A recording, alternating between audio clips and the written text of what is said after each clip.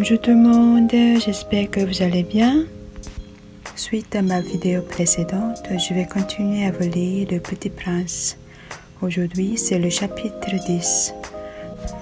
Donc, si vous êtes intéressé, n'hésitez pas à vous inscrire, liker et mettre des commentaires. 안녕하십니까 여러분, K-맵플러의 맵플러입니다. 오늘도 지난 영상에 이어서 어린 왕자를 읽어보도록 하겠습니다. 구독과 좋아요 부탁드립니다.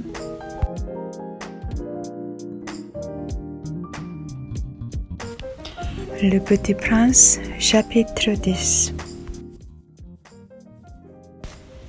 Il se trouvait dans la région des astéroïdes 325, 326, 327, 328, 329 et 330. Il commença donc par les visiter pour y chercher une occupation et pour s'instruire. Le premier était habité par un roi.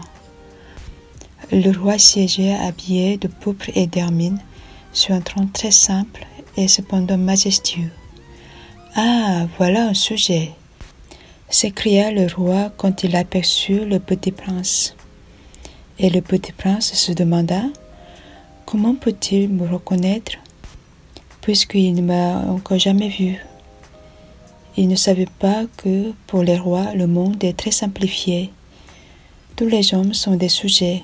« Approche-toi que je te vois mieux, » lui dit le roi, qui était tout fier d'être enfin roi pour quelqu'un. Le petit prince chercha des yeux où s'asseoir, mais la planète était tout encombrée par les magnifiques manteaux d'hermine. Il resta donc debout et comme il était fatigué, il bâilla.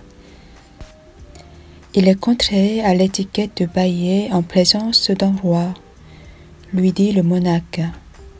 Je te l'interdis. Je ne peux pas m'en empêcher, répondit le petit prince tout confus. J'ai fait un long voyage et je n'ai pas dormi. Alors, lui dit le roi, je t'ordonne de bâiller. Je n'ai vu personne bâiller depuis des années. Les bâillements sont pour moi des curiosités. Allons, bâille encore, c'est ton ordre. Ça m'intimide. Je ne peux plus, fit le petit prince tout rougissant.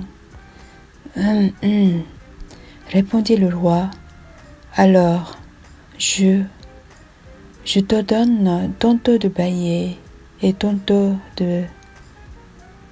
Il bredouillait un peu et paraissait vexé, car le roi tentait essentiellement à ce que son autorité fût respectée. Il ne tolérait pas la désobéissance. C'est un monarque absolu. Mais comme il était très bon, il donnait des ordres raisonnables. Si j'ordonnais, disait-il couramment, si j'ordonnais à un général de se changer en oiseau de mer, et si le général n'obéissait pas, ce ne serait pas la faute du général, ce serait ma faute. Puis-je m'asseoir? S'enquit timidement le petit prince. Je t'ordonne de t'asseoir, lui répondit le roi, qui ramena majestueusement un pan de son manteau d'hermine. Mais le petit prince s'étonnait. La planète était minuscule. Sur quoi le roi pouvait-il bien régner? Sire, lui dit-il, je vous demande pardon de vous interroger. Je t'ordonne de m'interroger, se hâta de dire le roi. Sire, sur quoi régnez-vous? Surtout, répondit le roi, avec une grande simplicité. Surtout, le roi, d'un geste discret, dessina sa planète, les autres planètes et les étoiles. Surtout ça, dit le petit prince. Surtout ça, répondit le roi, car non seulement c'était un monarque absolu, mais c'était un monarque universel. Et les étoiles vous obéissent? Bien sûr, lui dit le roi. Elles obéissent aussitôt. Je ne tolère pas l'indiscipline. Un tel pouvoir émerveilla le petit prince. S'il avait détenu lui-même, il aurait pu assister non pas à 44, mais à 72, ou même à 100, ou même à 200 couchers de soleil dans la même journée, sans avoir jamais tiré sa chaise. Comme il se sentait un peu triste à cause du souvenir de sa petite planète abandonnée, il s'en a dit à solliciter une grâce du roi. « Je voudrais voir un coucher de soleil. Faites-moi plaisir. Ordonnez au soleil de se coucher. Si j'ordonnais à un général de voler d'une fleur à l'autre, à la façon d'un papillon, ou d'écrire une tragédie, ou de se changer en oiseau de mer, et si le général n'exécutait pas l'ordre reçu, qui de lui ou de moi serait dans son tort, ce serait vous, dit fermement le petit prince. Exact. Il faut exiger de chacun de ce que chacun peut donner, reprit le roi. L'autorité repose d'abord sur la raison. Si tu ordonnes à ton peuple d'aller se jeter à la mer, il fera la révolution. J'ai le droit d'exiger l'obéissance parce que mes ordres sont raisonnables. Alors mon coucher de soleil, appela le petit prince qui jamais n'oubliait une question une fois qu'il l'avait posée.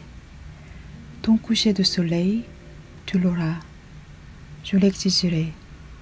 Mais j'attendrai dans ma science de gouvernement que les conditions soient favorables.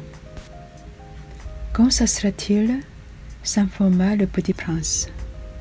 Lui répondit le roi, qui consulta d'abord un grand calendrier. Ça sera ça sera ce soir vers 7h40, et tu verras comme je suis bien obéi.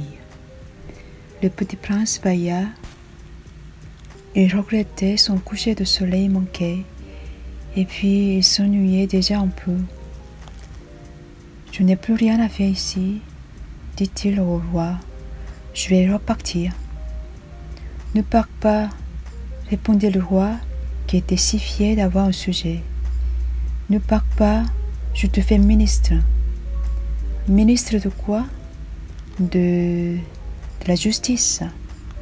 Mais il n'y a personne à juger. On ne sait pas, lui dit le roi. Je n'ai pas fait encore le tour de mon royaume. Je suis très vieux.